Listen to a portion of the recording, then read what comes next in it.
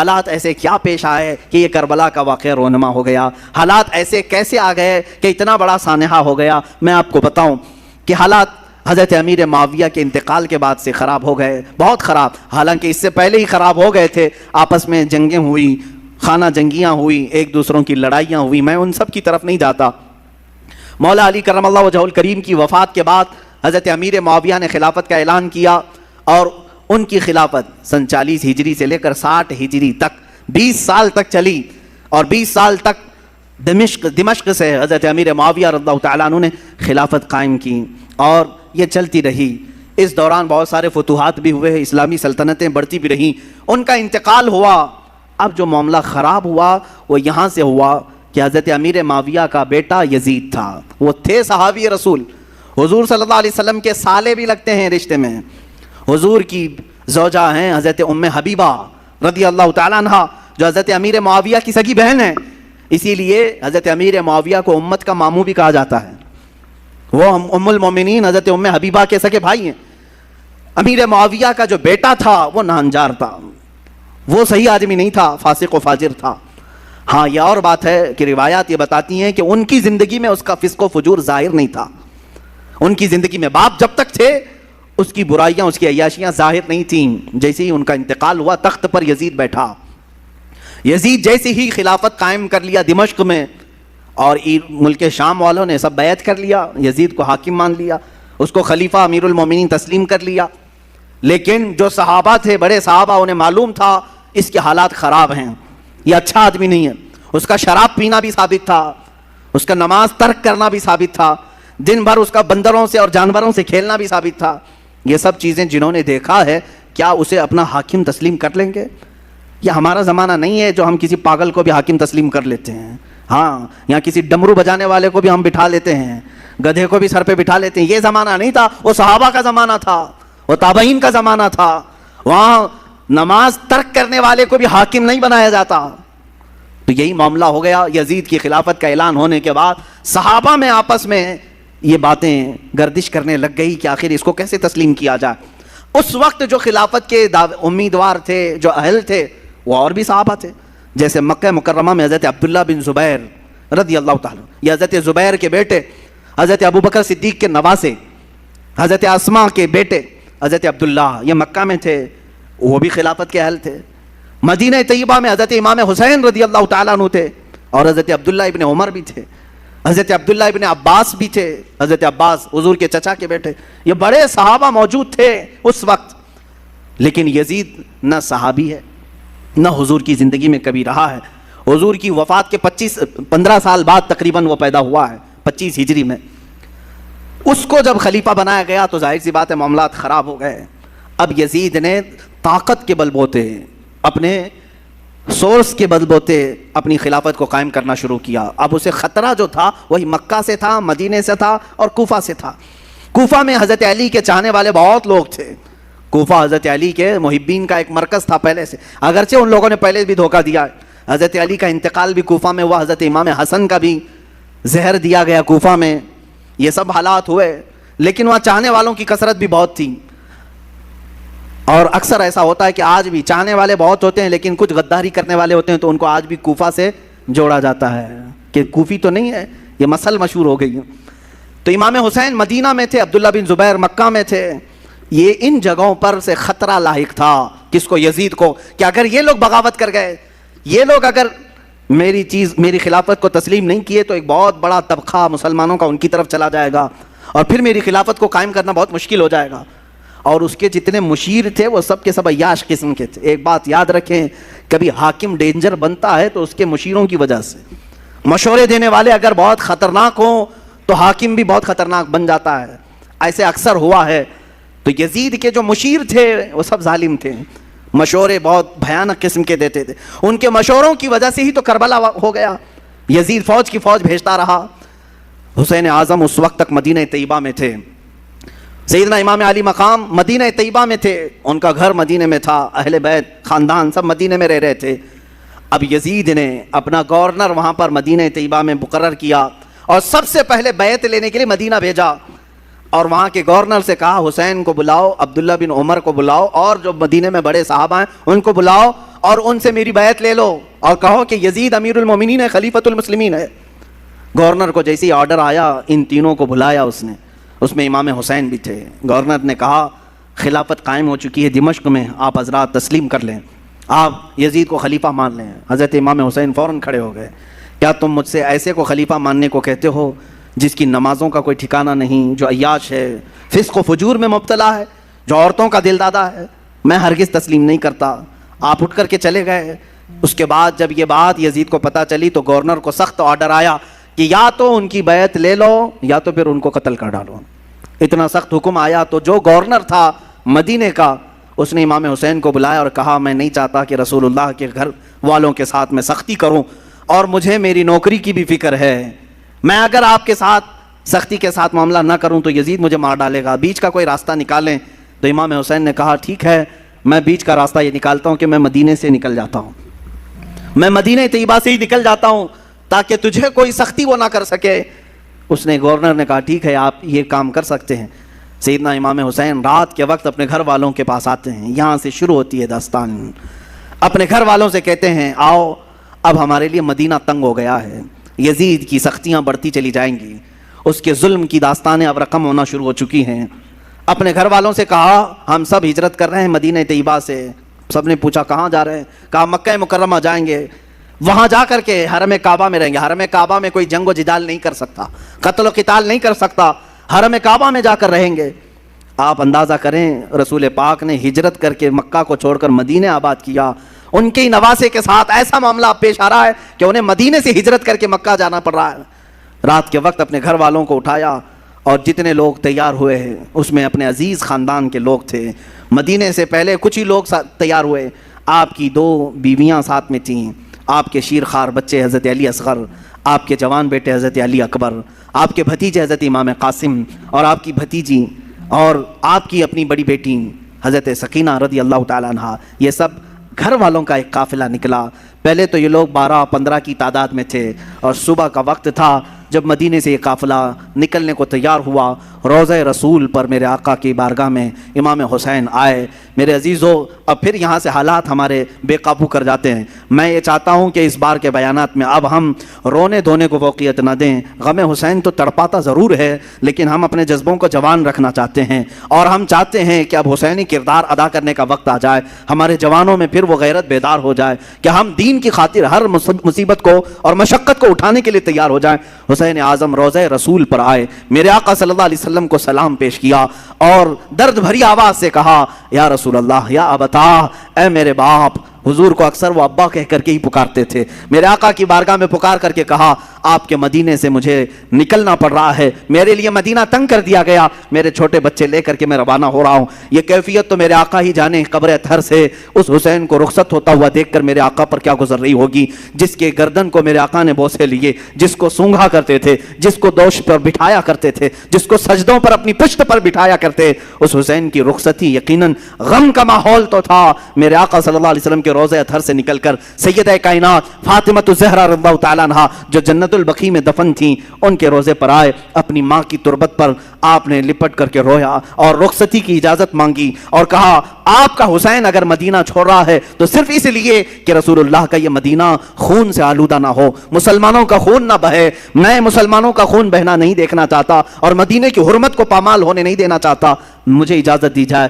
حسین اعظم نے اپنی ماں سے اجازت لی، اپنے چھوٹے بچوں کا ایک قافلہ لے کر نکل پڑے۔ میرے عزیزوں گھر والوں کا قافلہ جب مدینہ چھوڑ رہا ہے کیا کیفیت ہوتی ہے؟ ہم جیسے نکمے، ہم جیسے گنہگار صرف 7 دن یا 8 دن کے لیے عمرے پر مدینے جاتے ہیں تو چھوڑنے کا دل نہیں چاہتا، مدینے سے رخصت ہوتے ہیں تو آنسوؤں کی قطاریں لگ جاتی ہیں۔ کبھی ہم روزے کو دیکھتے ہیں، کبھی ہم بس میں آگے کا سفر دیکھ رہے ہوتے ہیں، مدینے کی سرحدیں نکلنے تک دل بار بار ہچکولے کھاتا رہتا ہے کہ مدینہ چھوٹ رہا ہے، مدینہ چھوٹ رہا ہے۔ ہم تو تمنا یہ لے کر کے جاتے ہیں کہ کاش مدینے میں موت آ جائے، میرے آقا کے قدموں میں دفن ہونا نصیب ہو جائے، لیکن جب رخصتی کا وقت آتا ہے پوچھو حاجیوں سے کیا کیفیت ہوتی ہے، عمرہ کرنے والوں سے پوچھو، مدینے سے جب رخصت ہو کر کے آتے ہیں میں نے خود دیکھا ہے حاجی کبھی کھمبوں کو پکڑ رو رہے ہوتے ہیں، کبھی دروازوں کو پکڑ کر، کبھی چمٹ کر کے اور بوسے دے کر کے رخصتی لے رہے ہوتے ہیں۔ حسین اعظم کا کیا حال ہوگا جن کا بچپنا اس مدینے میں گزرا ہے، جنہوں نے رسول اللہ کو نمازیں پڑھاتے وہاں دیکھا ہے، میرے آقا کو اللہ کی قرآن کی آیتیں سناتا ہوا انہوں نے وہاں دیکھا ہے، حدیثیں میرے آقا کی انہوں نے سنی ہیں۔ جن کا کھیلنا کودنا اس مدینہ طیبہ میں گزرا ہے جہاں میرے آقا صلی اللہ علیہ وسلم ان کے گھر آیا کرتے، جبرائیل ان کے گھر اترا کرتے. یہ ساری یادیں چھوڑ کر کے حسین اعظم ہجرت کر رہے تھے. میرے عزیزو، ہجرت معمولی چیز نہیں ہے، یہ الفاظ میں بیان بھی نہیں ہو سکتی. آپ اپنے گھر بیٹھے ہیں، اللہ آپ کے گھروں کو سلامت رکھے. میں جانتا ہوں گھر کو چھوڑنے کی کیفیت کیا ہوتی ہے. ہم جب اپنے گھر چھوڑ کر دوسری جگہ خدمت اسلام کے لیے بھی جا رہے ہوتے ہیں. مجھے یاد ہے وہ بات، جب پڑھنے کے لیے ہم بچپن میں مدرسے جا رہے ہوتے تو پورا سفر ٹرین میں روتے ہوئے جاتے تھے. کبھی ماں کی شکل سامنے آتی، کبھی باپ کی شکل، کبھی دوست یاد آتے، کبھی بھائی یاد آتے. ہم جانے کے 1 مہینے تک وہاں روتے رہتے تھے. ہمیں معلوم ہے گھر کو چھوڑنے کی کیفیت کیا ہوتی ہے. اور وہ حسین اعظم اپنے اس مدینہ رسول کو چھوڑ کر جا رہے تھے جہاں ان کی ہزاروں یادیں تھیں، جہاں ان کی ہزاروں یادیں میرے آقا سے وابستہ تھیں. حسین اعظم کی ہجرت پر لاکھوں سلام. انہوں نے اگر ہجرت کیا بھی ہے تو دین مصطفیٰ کے لیے کیا ہے. اے جوانوں، تم سب اس بات کو یاد رکھ لینا، اگر مصطفیٰ کے دین پر کبھی آنچ آئے، اگر وطن چھوڑنا پڑے، ہجرت کرنا پڑے، تو ہجرت کو بھی ہم برداشت کر سکیں. اس لیے کہ صرف اور صرف دین کے لیے جس نے ہجرت کیا، وَمَن يُهَاجِرْ فِي سَبِيلِ اللَّهِ، اللہ قرآن میں فرماتا ہے جو اللہ کی راہ میں ہجرت کیا، اگر بیچ راستے بھی اس کی موت آ جائے، اللہ اس کا اجر تیار کر رکھا ہے. ہجرت کا بڑا اجر و ثواب بھی ہے. میرے عزیزو، دین مصطفیٰ کے لیے یہ اٹھایا حسین اعظم نے سارا کشٹ، ساری مصیبتیں، ساری مشقتیں. یہاں سے نکل کر کے مکہ مکرمہ کا سفر کیا. مکہ مکرمہ جب پہنچے، امام عالی مقام، یہ شعبان کا مہینہ تھا اور شعبان کے بعد ٹھیک رمضان آنے والا تھا. مکہ والوں نے استقبال کیا اور اچھے سے سارے لوگ ملنے جلنے لگے اور کہا اچھا کیا آپ نے یہاں تشریف لائے، امن و امان کے ساتھ رہیں. یہاں تک تو معاملہ سب ٹھیک ہی تھا. امام حسین اگر مکہ ہی میں رہ جاتے، وہیں پر طواف کعبہ، حرم کعبہ میں مقیم رہتے تو کچھ ہونا نہ تھا. لیکن کیا کریں، قدرت کا لکھا ہوا وہ غالب آ کر رہے گا. ان کی شہادت اچانک نہیں ہوئی ہے میرے عزیزو. حسین اعظم کی شہادت ان کے بچپن میں ہی مشہور ہو گئی تھی. حضور اکرم صلی اللہ علیہ وسلم حضرت ام سلمہ اپنی زوجہ کے پاس ایک شیشی میں تھوڑی سی مٹی لا کر کے دیتے ہیں اور کہتے ہیں اے ام سلمہ، جبرائیل میرے پاس آئے تھے اور انہوں نے کہا یا رسول اللہ، آپ کی امت آپ کے اس نواسے کو ایک جگہ پر قتل کر دے گی اور خون بہا دے گی. میں رونے لگا تو جبرائیل اس جگہ کی مٹی بھی لا کر مجھے دے گئے. ام سلمہ کہتی ہیں میرے آقا نے وہ مٹی مجھے دی اور کہا جس دن یہ مٹی سرخ ہو جائے سمجھ لینا اے ام سلمہ میرا بیٹا شہید ہو گیا، میرا نواسہ شہید ہو گیا. یہ کب میرے آقا نے بشارت دی تھی؟ جب حسین اعظم کی عمر ابھی 5 سال کی تھی. 5 سال کی عمر میں ان کی شہادت کی خبر مشہور ہو چکی تھی. پھر بھی لوگ کہتے ہیں حضور کو پیٹھ پیچھے کا علم نہیں تھا جو اپنے نواسے کی 50 سال بعد ہونے والی شہادت کی خبر دے رہے ہوں. میرے آقا صلی اللہ علیہ وسلم غیب دان نبی ہیں. آقا کونین صلی اللہ علیہ وسلم نے فرمایا تھا اور قدرت کا لکھا غالبانہ تھا. رمضان کا مہینہ چل رہا تھا. بیچ رمضان میں کوفہ والوں نے خط لکھنا شروع کیا. یہ کوفہ شہر ہے کیا؟ یہ سارا ماجرا یہ کوفہ میں آ کر کے اٹکتا ہے. کوفہ والے ایک ایسا شہر ہے جس کو تقریباً 14 یا 16 ہجری میں بسایا گیا تھا. اور ان لوگوں کی فطرت میں اس طرح عیب نکالنا یا فوراً کسی کا ساتھ چھوڑ دینا، یہ دغا بازی پہلے سے رہی اور شاید آج تک بھی ہوگی، آج تک بھی رہی ہوں. کوفی لوگ اس طرح کی دغا بازیاں کرتے رہے، لیکن وہ شیعان علی میں سے تھے، حضرت علی کی محبت کا دعویٰ کرتے تھے. تو حضرت امام حسین کا مدینے سے ہجرت کر کے مکہ آنا جیسے ان کو پتہ چل گیا کہ امام حسین نے یزید کی بیعت نہیں مانی، تو کوفہ والے بھی یزید کو نہیں مانتے تھے. انہوں نے کہا کہ اچھا ہو گیا، ہمارے اوپر کوئی امام نہیں ہے، ہم خط لکھ کر کے حسین اعظم کو یہاں بلاتے ہیں، کوفہ میں ان کے ہاتھ پر بیعت کر کے ان کی خلافت کا اعلان کر دیں گے اور پھر دھیرے دھیرے یزید کو بھی ختم کر دیں گے اور ساری جگہوں پر ایک ہی خلافت قائم ہوگی اور وہ ہوگی حسین اعظم کی خلافت.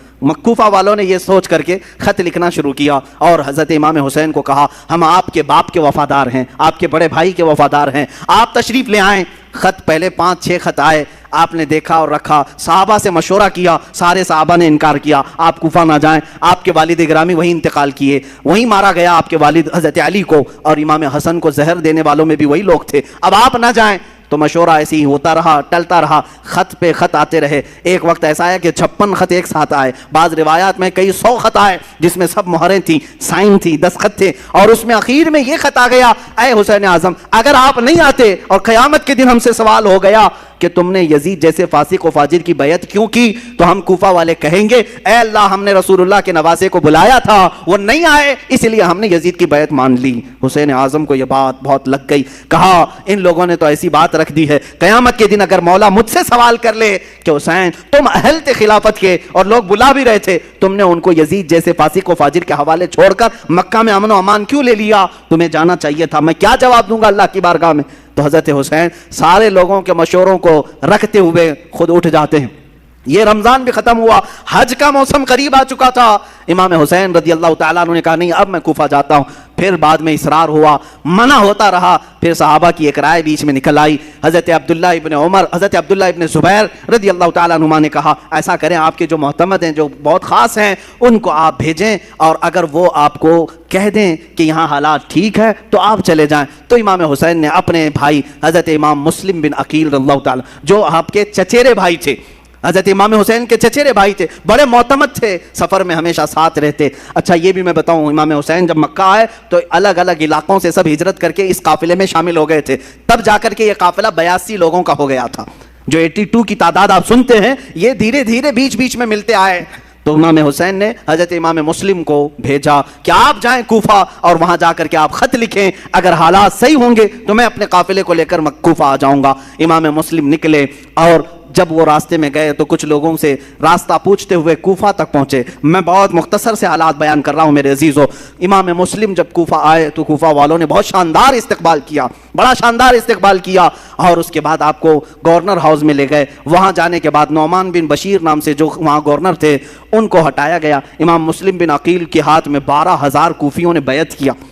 روز صبح شام آپ کے ارد گرد بھیڑ لگی رہتی تھی, لوگ چاہنے والوں کی کثرت تھی. امام مسلم نے دیکھا کوفہ والے سچے عقیدت مند ہیں, سچی محبت والے ہیں, تو امام حسین کو انہوں نے خط لکھ دیا, حالات سب اچھے ہیں, آپ تشریف لے آئیں. امام مسلم بن عقیل نے جب یہ حالات دیکھ کر خط لکھا, اچانک معاملہ پلٹ گیا. کیسے؟ یزید کو خبر دی گئی کہ امام مسلم وہاں کوفہ پہنچے ہیں حسین کی طرف سے وکیل بن کر, اور بیعت لے رہے ہیں تمہارے خلاف وہ خلافت کا اعلان کرنے والے ہیں. یزید نے پوچھا کیا کیا جائے؟ کہا گیا, اس سے مشورہ دینے والوں نے کہا نعمان بن بشیر جو وہاں کے گورنر ہیں وہ نرم دل ہیں, یا تو پھر وہ خود ہی یہ کام کرا رہے ہوں گے, ان کو ہٹاؤ, ایک سخت قسم کے آدمی کو وہاں بھیجو. پوچھا گیا کون ہو سکتا ہے ایسا سخت آدمی؟ تو سارے لوگوں نے عبید اللہ ابن زیاد کا نام لیا, جو ایک زانیہ کا بیٹا تھا اور بڑا ہی سخت قسم کا آدمی تھا, رحم نام کی کوئی چیز ہی نہیں تھی. ابن زیاد یہ بصرہ میں رہتا تھا. یزید نے اس کو گورنر بنا کر کوفہ بھیجا. وہ چوری سے کوفہ میں آیا, گورنر ہاؤس میں داخل ہو گیا. رات کے وقت آیا, کوفہ والوں کو معلوم نہیں ہوا. اچانک آتے ہی اس نے گورنر ہاؤس پر کھڑے ہو کر اعلان کیا میں خلیفۃ المسلمین یزید کی طرف سے گورنر بن کر کے آیا ہوں, نعمان بن بشیر بھی نہیں, مسلم بن عقیل بھی نہیں, اب تم سب کے سب یزید کی بیعت کرو. سب لوگ بھڑک گئے, بپھر گئے, سب گورنر ہاؤس کا احاطہ کیے. لیکن یہ چالاک عیار آدمی نے کوفہ کے معزز خاندانوں میں سے کچھ لوگوں کو گرفتار کر کے اپنے گورنر ہاؤس میں بند کیا تھا, اور 10-12 لوگ ایسے تھے جن کو قید کر کے رکھا تھا. امام مسلم کے ساتھ 10,000 لوگ آئے, گورنر ہاؤس کے اطراف گھیرا کیا. تو مسلم بن عقیل کی اس کیفیت کو دیکھ کر اس ابن زیاد نے یہاں پر جو موجود جو 12 لوگ تھے ان کو چھتوں پر کھڑا کیا اور کہا تمہارے خاندانوں کو ہٹنے کا حکم دے دو, جو بھی مسلم بن عقیل کے ساتھ ہیں ان سے کہہ دو کہ وہ سب گھر چلے جائیں ورنہ میں تم سب کا قتل کر دوں گا. وہ ڈر گئے, چھت پر کھڑے ہو کر اپنے اپنے خاندانوں سے کہنے لگے تم سب کے سب چھوڑ دو, چلے جاؤ, ابن زیاد سخت آدمی ہے, یزید کی فوج آ سکتی ہے, فلاں فلاں. ان کی باتوں میں آ کر کے خاندان بکھرتے چلے گئے. امام مسلم بن عقیل کا ساتھ چھوڑنے لگے. اتنا ہونے کے بعد کل کی صبح جو آتی ہے, امام مسلم بن عقیل فجر کی نماز میں حاضر ہوتے ہیں تو دیکھا آپ کے پیچھے آپ کے بچوں کے سوا کوئی نہیں ہے, کوفہ والے کوئی نہیں ہے. یہ وقت کا بڑا المیہ ہے جب کسی امام وقت کو چھوڑ دیا جاتا ہے. عزیزان گرامی, یہ وقت ہمیشہ آتا رہتا ہے اور ہمیں بتاتا رہتا ہے لوگوں کے چھوڑ دینے سے دین رکتا کبھی نہیں ہے. اگر کوفہ والے دھوکہ کیے تھے امام مسلم کے ساتھ تو دین ختم کبھی نہیں ہوا. دھوکہ کیا اور لعنت قیامت تک اپنے سروں پر لے لیا, لیکن دین تو پھلتا پھولتا ہی رہا.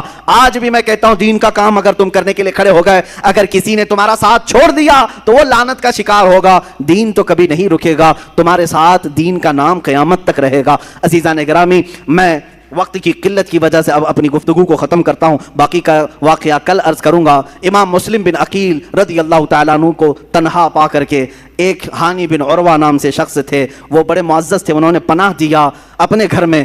ابن زیاد کو خبر لگی تو ہانی بن عروہ 80 سال کے تھے, ان کو بلایا اور گورنر ہاؤس میں اوپر سے انہیں ڈھکیل کر کے قتل کر دیا. جنہوں نے امام مسلم بن عقیل کو پناہ دیا تھا ان کا قتل کر دیا. پورے کوفہ میں بڑے بڑے لوگوں کا قتل کر کے لاشوں کو لٹکایا. یہی تو ماب لنچنگ کے ویڈیو جو کی جاتی ہیں آج ڈرانے کے لیے, بھائے دکھانے کے لیے. کہ مسلم بن عقیل کے ساتھ یہی کیا گیا تھا، بڑے بڑے سرداروں کا قتل کر کے ان کی لاشوں کو لٹکا کر کے لوگوں کو ڈرایا جاتا تھا، دیکھو اگر تم بھی باز نہیں آئے یہی حال تمہارے ساتھ بھی ہوگا، ایسی ہی لٹکائی جائے گی لاشیں۔ عزیزان گرامی، جو حسینی ہوتے ہیں وہ اس طرح کی موب لنچنگ سے کبھی ڈرتے نہیں ہیں، خوف نہیں کھاتے ہیں۔ آج بھی یہی کیا جا رہا ہے، جگہ جگہ پر مسلمانوں کو مار کر کے ان کی ویڈیو وائرل کی جاتی ہے۔ خوف نہ کھانا ہے مسلمانوں، جو مارے جائیں گے وہ شہادت کا مقام پائیں گے انشاءاللہ، اور جو ظلماً قتل کیے جائیں گے وہ جامع شہادت نوش کریں گے، اور باقی رہنے والے خوف اپنے دل سے نکالیں۔ اگر ہمارے 1000 ٹکڑے بھی ہو جائیں تو اسلام کے درخت کو کوئی آنچ نہیں آ سکتی، اس کی حفاظت تو اللہ نے اپنے ذمہ کرم پر لیا۔ وہ وقت بھی آیا جب امام مسلم بن عقیل کو گرفتار کر کے ابن زیاد نے گورنر ہاؤس میں قتل کر دیا۔ انا للہ و انا الیہ راجعون۔ میں واقعے کو بہت مختصر سے عرض کر رہا ہوں۔ دوسرے دن آپ کی شہادت کے بعد جو کوفہ کے حالات ہوئے وہ بہت خطرناک حالات، سب ابن زیاد کے ہو گئے، سب یزید کے ہو گئے۔ پھر امام حسین کو خبر دینے والا کوئی نہیں تھا، وہ مظلوم امام، وہ میرے آقا کا سبط، وہ رسول اللہ کے نواسے، ان کو پتہ نہیں چلا، لیکن آپ سفر کے لیے نکل پڑے، پہلا خط پا کر کے ہی وہ کوفہ کے لیے نکل پڑے تھے، اور بیچ راستے میں ہی وہ کربلا کا میدان آتا ہے۔ انشاءاللہ العزیز کربلا کے جو خونی مناظر ہیں وہ کل عرض کیے جائیں گے۔ اللہ اہل بیت کی ان قربانیوں کو قبول فرمائے، ان کی قربانیوں کے صدقے مولا ہم سب کے جذبوں کو جوان فرمائے، مولا ہمارے اندر سے بزدلیوں کو دور کرے، اللہ تعالی ہمارے بازوؤں میں قوت حیدری عطا فرمائے، حسین اعظم کی شجاعت عطا فرمائے، حسن مجتبیٰ کی اللہ تعالی ہمیں زیادت عطا فرمائے۔ اے رب ذوالجلال، کربلا سننے والے جتنے ہیں ان سب کو مولا کربلا کے صدقے تمام آفات و بلیات سے محفوظ فرما دے، ہمارے گھروں کو ہر طرح کی آفات و بلیات سے محفوظ فرما۔ وصلی اللہ تعالی علی خیر خلقہ محمد وآلہ واصحابہ اجمعین، وآخر دعوانا